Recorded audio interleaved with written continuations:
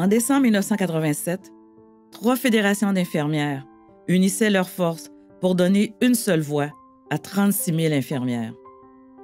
En 1989, la FIC passait à l'histoire en défiant le gouvernement par une grève générale illégale de 7 jours. En 2005 naissait la FIC+, qui deviendra, 2 ans plus tard, la Fédération interprofessionnelle de la santé du Québec. Peu importe le contexte, la Fédération a su tirer son épingle du jeu. Elle a d'ailleurs la ferme intention de demeurer une incontournable en matière de santé et de défense des professionnels en soins. Si son 25e anniversaire a été l'occasion de mettre sous les projecteurs ses grandes réalisations, il est aussi le point de départ d'une vision renouvelée.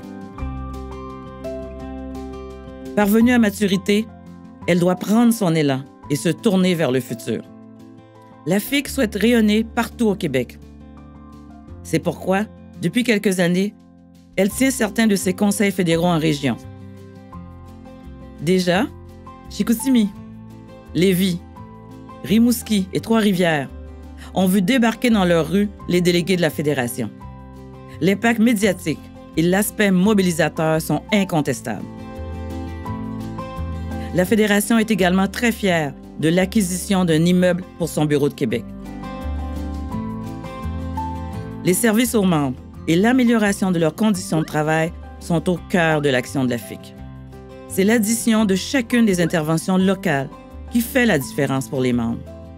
Chacune de ces interventions peut être perçue comme un grand changement dans leur quotidien. Cependant, au-delà de l'action sur le terrain, de grandes luttes sont menées par la Fédération. Parfois, elles sont directement liées à la pratique des professionnels en soins. D'autres fois, elles relèvent d'enjeux sociaux plus larges qui font de la FIC une actrice de changement social.